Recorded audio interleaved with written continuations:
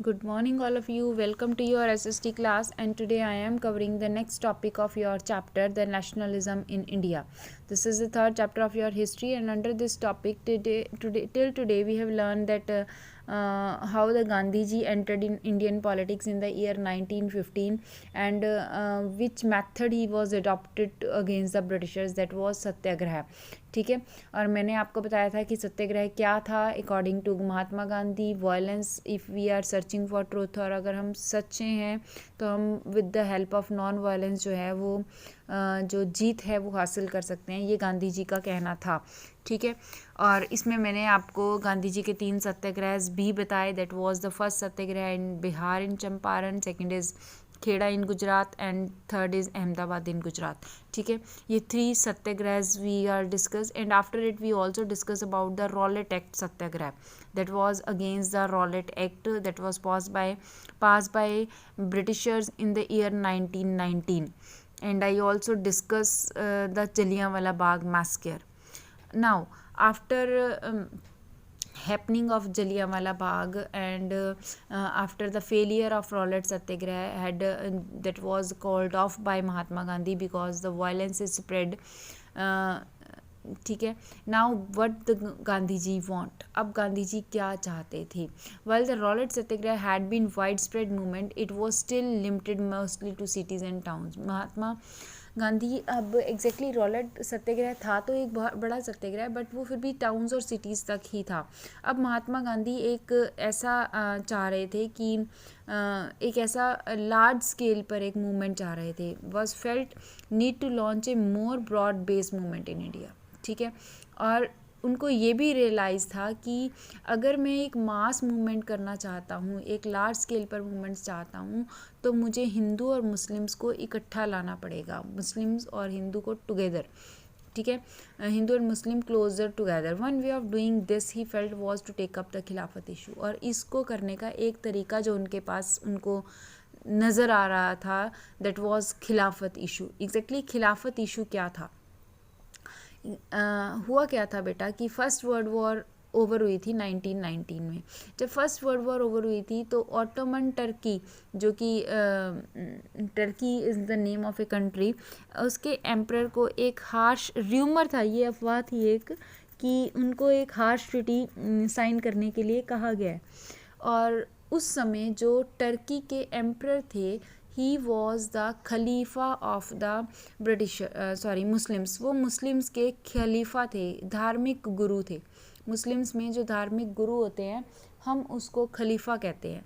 ठीक है, तो वो उनके धार्मिक गुरु थे. इसकी वजह से क्या हुआ कि हाँ जी, तो जो मुस्लिम्स के हेड थे उस समय, ऑटोमन तुर्की के जो एम्परर थे. ठीक है, अब उनको खलीफा कहते थे. टू बी डिफेंड द खलीफा's temporal power, a Khilafat committee was formed in Bombay in March 19. अब उसको डिफेंड करने के लिए एक खिलाफत कमेटी जो थी वो फॉर्म्ड की गई बॉम्बे में मार्च 19 में. A young generation of Muslim leaders like the brothers Mohammad Ali and Shaukat Ali began discuss the Mahatma Gandhi about the possibilities of a united mass action on the issue. अब इसके लिए महात्मा गांधी के साथ खिलाफत मूवमेंट जिन्होंने स्टार्ट की थी, एग्जैक्टली 2 भाई थे, यंग ब्रदर्स थे, मोहम्मद अली एंड शौकत अली. ठीक है, उन्होंने खिलाफत कमेटी फॉर्म्ड की थी बॉम्बे में इन 1919. ठीक है, और इस खिलाफत कमेटी के जो ये दोनों ब्रदर थे, ये चाह रहे थे कि हम महात्मा गांधी के साथ डिस्कस करते थे कि how they have to be run the movement, and discussing with Mahatma Gandhi about the possibilities of a united mass action on the issue. और वो भी एक मास एक्शन की इच्छा रख रहे थे. उन्होंने महात्मा गांधी के साथ उस मास एक्शन के इश्यूज़ को डिस्कस किया. Now Mahatma Gandhi take it a best opportunity to make Hindu and Muslim together. Mahatma Gandhi को ये एक बेस्ट अपॉर्चुनिटी लगी थी हिंदू और मुस्लिम्स को इकट्ठा करने के लिए. ठीक है, Gandhi ji saw this an opportunity to bring Muslims under the umbrella of unified nation movement, and at the Calcutta session of the Congress in September 1920. सितंबर 1920 में कलकत्ता सेशन हुआ कांग्रेस का. बच्चे आपको मैं बता दूं कि ये जो सेशन है 1920, 1927, ये अलग अलग सेशंस आगे चैप्टर में आएंगे कांग्रेस के. ये आपने ध्यान रखना है कि कौन सा सेशन कहाँ पर हुआ है, मैप के पॉइंट ऑफ व्यू से और क्वेश्चन आंसर्स के पॉइंट ऑफ व्यू से, दोनों पॉइंट ऑफ व्यू से, क्योंकि इस चैप्टर में से मैप भी आएगा। ठीक है, तो कलकत्ता में 1920 का कांग्रेस सेशन हुआ था। ठीक है, and he convince both the leaders other leaders of the need to start a non cooperation movement, और इस तरह से उन्होंने कन्विंस किया लीडर्स को कि वो एक नॉन कोऑपरेशन मूवमेंट स्टार्ट करेंगे with the support of the Khilafat. ठीक है, as well as for swaraj, swaraj के लिए भी, खिलाफत और स्वराज दोनों को मिलाकर जो है वो नॉन कोऑपरेशन मूवमेंट स्टार्ट की गई थी। अब सबसे पहले मैं आपको यहाँ पर बताऊँगी कि खिलाफत मूवमेंट क्या थी, वो मैंने आपको डिस्कस कर दिया है, I am just repeating again कि खिलाफत मूवमेंट क्या थी। This was started by brothers Mohammad Ali and Shaukat Ali in the year 1919। It was against the Britishers and against the Britishers. किस वजह से थी? Because they imposed a harsh treaty on the emperor of Ottoman Turkey. ठीक है, ठीक है, और this was at that time emperor of Ottoman Turkey was the Khalifa of Muslims. So the Muslims throughout the world, all over the world और in the Islamic world stand against them. ठीक है, तो यहाँ पर बहुत सारे लोग Muslims जो थे वो उनके अगेंस्ट खड़े हो गए थे। तो इंडिया में मोहम्मद अली और शौकत अली ने खिलाफत मूवमेंट स्टार्ट की। Okay, now come on the next, that was non cooperation movement. अब हम जो है वो मेनली पढ़ेंगे नॉन कोऑपरेशन मूवमेंट को। ठीक है, just a minute, yes. Now non-cooperation movement was started by Mahatma Gandhi in the year 1920. 1920 में महात्मा गांधी ने नॉन कोऑपरेशन मूवमेंट को स्टार्ट किया।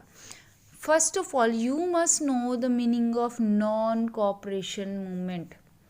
According to Mahatma Gandhi, Britishers are survived in India because of this corporation, because of the corporation of Indians. Exactly, Mahatma Gandhi क्या कहते थे कि भारत में Britishers रह रहे हैं, यहाँ पर हम पर राज कर रहे हैं, हम क्योंकि हम उनको कॉपरेट कर रहे हैं। अगर हम ब्रिटिशर्स के साथ किसी भी तरह की कॉपरेशन को बंद कर दें, किसी भी तरह के उनके जो हेल्प हम करवाते हैं इन डिफरेंट वर्क्स, अगर हम उसको बंद कर दें तो गांधी जी के अकॉर्डिंग ब्रिटिशर्स भारत में सरवाइव नहीं कर सकते और उन्हें भारत छोड़ना ही पड़ेगा। So that Gandhi ji started the non corporation movement and he said to the people, उसने लोगों को क्या अपील की कि he appealed that people started non cooperation with the Britishers. वो ब्रिटिशर्स के साथ किसी भी तरह की कॉपरेशन नहीं करेंगे, कोई भी काम नहीं करेंगे ब्रिटिशर्स का, और अगर हम उनके काम ही नहीं करेंगे तो नेचुरल है कि वो आफ्टर सम टाइम हमें लीव करके चले जाएंगे। ठीक है, तो ये था गांधी जी की philosophy starting of the non cooperation movement, regarding the starting of non cooperation movement. ठीक है, if Indians not to cooperate, British rule in India would collapse within and Swaraj would come। ठीक है, कि अगर इंडियंस कॉपरेट नहीं करेंगे तो क्या होगा कि ब्रिटिश रूल कोलैप्स हो जाएगा और स्वराज आ जाएगा। What do you mean by Swaraj? Swaraj मतलब हमारा अपना राज, स्वराज। ठीक है, now he could non cooperation become a movement. अब वो चाहते थे कि नॉन कॉपरेशन जो है वो एक मूवमेंट बने और एक लार्ज स्केल की मूवमेंट बने जिसमें ब्रिटिशर्स को वाकई ही फील होने लग जाए कि गांधी कि इंडियंस जो थे वो अब हमारे साथ कॉपरेट नहीं करेंगे। ठीक है, to introduce this movement Gandhi ji introduce some stages of this movement. Gandhi ji ने इस मूवमेंट के कुछ स्टेजेस बताए। स्टेजेस का मतलब क्या होता है कि फर्स्ट हम ये करेंगे, देन ये, देन ये, देन ये, इस तरह से गांधी जी ने कुछ स्टेजेस बताए और ये कहा कि अगर हम स्टेजेस के अकॉर्डिंग पालन करेंगे तो हम रियलिटी में गांधी जी ने ये कहा कि हम वाकई ही ब्रिटिशर्स को आफ्टर सम टाइम जो है भारत से बाहर निकालने में सक्सेसफुल रहेंगे। ठीक है। अब वो स्टेजेस क्या थे,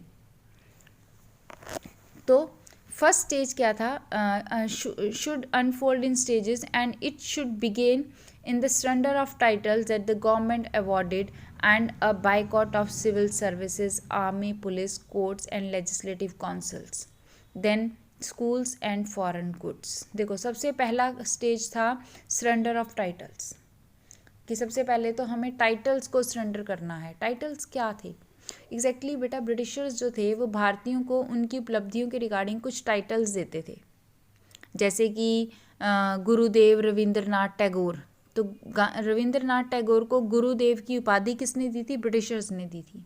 ऐसे ही राजा राम मोहन राय, तो राम मोहन रॉय तो उनका नेम था, राजा की उपाधि उन्हें किसने दी, ब्रिटिशर्स ने दी। तो ये टाइटल्स वो पहले उन्होंने कहा कि ये इनका यूज़ करना बंद कर दो, उनको ख़त्म कर दो, कि हम आपके दिए हुए टाइटल्स को यूज़ नहीं करेंगे, ठीक है। गवर्नमेंट अवार्डेड, जो उनको गवर्नमेंट ने अवार्ड किए। उसके बाद बायकॉट ऑफ सिविल सर्विस, उसके बाद अपनी सिविल सर्विसेज को बायकॉट करो। Civil services high authority services होती है। उसके बाद army, police, courts, legislative councils जाना बंद कर दो। And the last is foreign goods, और लास्ट में विदेशी माल का बहिष्कार। ये उन्होंने स्पेशली कहा था कि ब्रिटेन से जो भी सामान यहाँ पर तैयार होकर आ रहा है उसको यूज़ करना बंद कर दो। अगर हम उसे यूज़ करना बंद कर देंगे तो नेचुरल है कि उनकी इकॉनमी सफ़र करेगी, और इनकी इकॉनमी सफ़र करेगी तो वो यहाँ से चले जाएंगे। जैसे कि अब हम कहते हैं कि चाइना से आए हुए सामान को लेना बंद कर दो, तो क्या होगा, चाइना की इकॉनमी सफ़र करेगी, उसको वहाँ से यहाँ से इंडिया से पैसा नहीं मिलेगा, और जब उन्हें भारत से पैसा नहीं मिलेगा तो वो नेचुरल है कि भारत छोड़कर चले जाएंगे, ठीक है। तो सेम थिंग इज़ हियर, यहाँ पर भी उन्होंने यही कहा कि बायकॉट ऑफ फॉरेन गुड्स, कि बायकॉट करो किसका, फॉरेन गुड्स का, जो विदेशी माल हमारे यहाँ पर आकर बिक रहा है और हम उसे खरीद रहे हैं उसका बंद कर दो। Then in case of government used sessions a full civil disobedience campaign would be launched, और उन्होंने कहा कि then in case of the government used suppression, कि अगर गवर्नमेंट सप्रेशन यूज़ करती है तो हम सिविल डिसोबीडियंस कैंपेन को लॉन्च कर देंगे। सप्रेशन का मतलब है दबाने की कोशिश करती है उनको, जैसे लास्ट रॉलेट एक्ट में हार्शली उनके साथ फेस किया था, वैसे ही अगर कुछ करेगी तो हम सिविल डिसोबीडियंस, असहयोग आंदोलन के साथ साथ सविनय अवज्ञा आंदोलन को ख़त्म स्टार्ट कर देंगे, ठीक है। अब इसके साथ Now, the summer of 1920, Mahatma Gandhi and Shaukat Ali has extensively mobilizing popular support for the movement. अब उन दोनों को एक support मिल गया to popularize the movement. Now, within the Congress, were however concerned about the proposals, there were reluctant to boycott the council elections. अब गांधी जी ने, जो भी गांधी जी के साथ थे, उन्होंने सबसे पहले तो कुछ लीडर्स ने क्या किया, boycott of council election. Councils में लेजिस्लेटिव काउंसिल्स के इलेक्शन होने थे एग्जैक्टली उस समय भी, एग्जैक्टली बेटा क्या था कि ब्रिटिशर्स ने कुछ लेजिस्लेटिव काउंसिल्स जो थे वो हमारे लिए फॉर्म्ड किए हुए थे, जहाँ पर इलेक्शन होते थे और बाकायदा आज की तरह ही एमएलएज और लीडर्स चुने जाते थे जो कि देख रेख करते थे। No doubt maximum are Britishers, उसमें बहुत सारे ब्रिटिशर्स होते थे और they look after the administration, but Indians can also participate, but उसमें इंडियंस भी पार्टिसिपेट कर सकते थे। तो अब उनमें से कुछ लीडर्स ने तो उन इलेक्शंस में खड़े होने से मना कर दिया कि हम ब्रिटिशर्स के साथ उन इलेक्शंस में पार्टिसिपेट नहीं करेंगे, ठीक है। दैट वाज शेड्यूल्ड फॉर नवंबर 1920, जो कि नवंबर 1920 में होने थे। एंड दे फियर दैट, और उनको क्या डर लग रहा था, the movement was led to popular violence. उनको ये लग रहा था कि कहीं वायलेंस ना हो जाए, कहीं हिंसा ना हो जाए, ठीक है। सितंबर दिसंबर के आसपास कहीं लड़ाई झगड़े जो हैं वो कांग्रेस में या लोगों के बीच में ना हो जाएं, ठीक है। अब इसके बाद for a sent to no meeting point between the supporters and the components of the movement, finally at the Congress session at Nagpur in December 1920, a compromise was worked out and a non-cooperation program was adopted. और finally जो थी वो Nagpur session के बाद non cooperation movement को start किया गया. ऊपर मैंने पहले आपको स्टेजेस बताए कि क्या क्या स्टेजेस थे. उसके बाद सबसे पहले उन्होंने काउंसिल इलेक्शन को बायकॉट किया और उसके बाद दिसंबर 1920 में एग्जैक्टली जो थी वो नॉन कॉपरेशन मूवमेंट को स्टार्ट कर दिया गया. ठीक है. Now how did the movement unfold. अब मूवमेंट किस तरह से चल रही थी, किसने उसमें पार्टिसिपेट किया, किसने उसमें पार्टिसिपेट नहीं किया, और गांधी जी ने लास्ट में नॉन कॉपरेशन मूवमेंट को वापस क्यों ले लिया. Now we discuss all that things in the next topic, that is different stands with the movements. अब मूवमेंट में क्या क्या था. नाउ आज के टॉपिक में सिर्फ the movement in the towns discuss करूँगी, इसके अलावा नहीं कुछ भी. ठीक है. नाउ द नॉन कॉपरेशन खिलाफत मूवमेंट बिगेन इन जनवरी 1921. जो था जनवरी 1921 में खिलाफत मूवमेंट स्टार्ट हो गई. नॉन कॉपरेशन एंड खिलाफत मूवमेंट बिगेन, दोनों इकट्ठी हुई थी ना. वेरियस सोशल ग्रुप्स पार्टिसिपेटेड, बहुत सारे लोगों ने पार्टिसिपेट किया. ऑन स्पेसिफिक एस्पायरेशन, सबकी अपनी अपनी एस्पायरेशन थी, सब अपना अपना इच्छा चाह रहे थे. जैसे मुस्लिम्स खिलाफत के अगेंस्ट थे तो वो ब्रिटिशर्स के वो ऑटोमन टर्की को बचाना चाह रहे थे. तो सबकी अपनी अपनी एस्पायरेशंस थी, कोई कुछ चाह रहा था, कोई कुछ चाह रहा था. तो सबसे पहले हम पढ़ेंगे the movement in the towns. Towns में, शहरों में मूवमेंट कैसे थी. The movement started with the middle class participation in the cities. Middle class participation के साथ मूवमेंट को स्टार्ट किया गया. Thousands of students left government controlled schools and colleges. हज़ारों लोगों ने स्कूल्स और कॉलेजेस को लेफ्ट कर दिया. Head masters and teachers resigned and lawyers gave up their legal practices. The council of elections were boycott, elections को boycott कर दिया गया. Except Madras where the Justice Party, the party of non Brahmins, felt the entering the council was one way of gaining some power, something that usually only Brahmins had access to. अब इसमें council of elections को boycott किया गया, but उसमें मद्रास में जो था justice party ने इसको बायकॉट नहीं किया था, क्योंकि उनको ये फील हो रहा था कि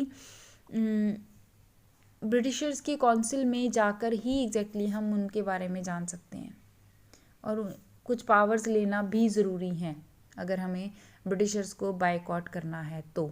ठीक है. इसलिए उन्होंने इसको बायकॉट नहीं किया था. The effects of non cooperation on the economic front were more dramatic.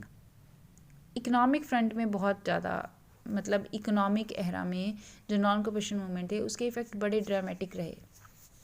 कैसे? क्योंकि गांधी जी ने क्या कहा था, boycott of foreign goods. Foreign goods का बायकॉट करो. फॉरेन गुड्स के बायकॉट में क्या हुआ कि जो फॉरेन विदेशी कपड़े थे, विदेशी माल थे, उसकी होली जलाई गई, बॉन फायर्स, उनको आग लगा दी गई.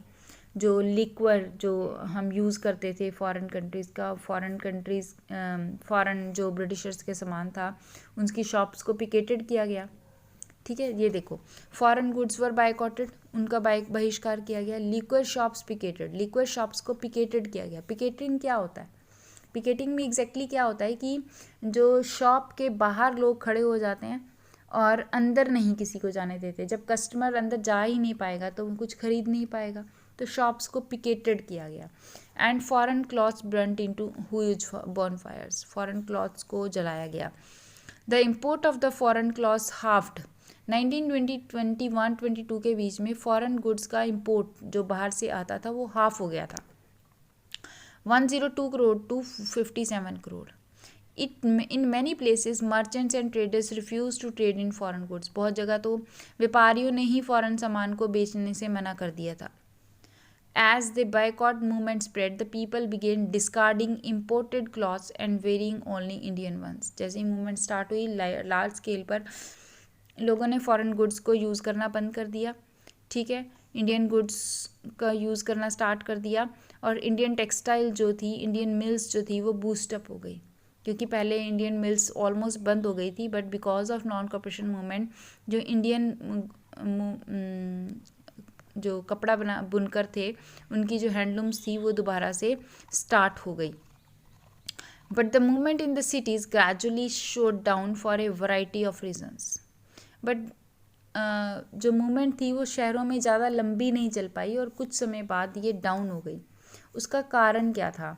एक तो खादी क्लॉथ पहनने पड़ रहे थे क्योंकि उस समय इंडिया में खादी बनती थी, और जो खादी थी वो बहुत एक्सपेंसिव थी, वो खर्ची ज़्यादा महंगी थी, जो कि ज़्यादातर लोग जो है स्पेशली पुअर पीपल जो थे वो उसको वियर नहीं कर पा रहे थे, उसको अफोर्ड नहीं कर पा रहे थे, तो उन्हें वो बंद करना पड़ा।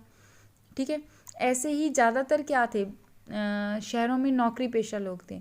अब वो ज़्यादा पहले तो स्कूल कॉलेजेस को बायकॉट किया गया, लॉयर्स ने जाना बंद कर दिया कोर्ट में, बट आफ्टर सम टाइम जब दे रियलाइज़ कि हमें सैलरी चाहिए और बिना उसके काम नहीं होगा, तो उन्हें वापस अपने काम पर लौटना पड़ा, because we don't have any other alternatives, हमारे पास ऑल्टरनेटिव्स नहीं थे। अगर ब्रिटिश स्कूल और कॉलेजेस को बायकॉट किया गया तो उनके प्लेस पर इंडियन स्कूल और कॉलेजेस हमारे पास नहीं थे।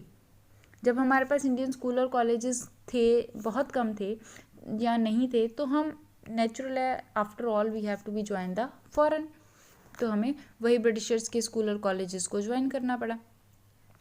Similarly, boycott of British institution pondered a problem. For the movement to be successful, alternative Indian institution had to be set up so that they could be used in place of the British ones. These were slow to come up. So students and teachers began trickling back to the government schools and lawyers joined back work in government courts. तो ये थी movement in cities and towns. Okay, now we will discuss the next topic tomorrow.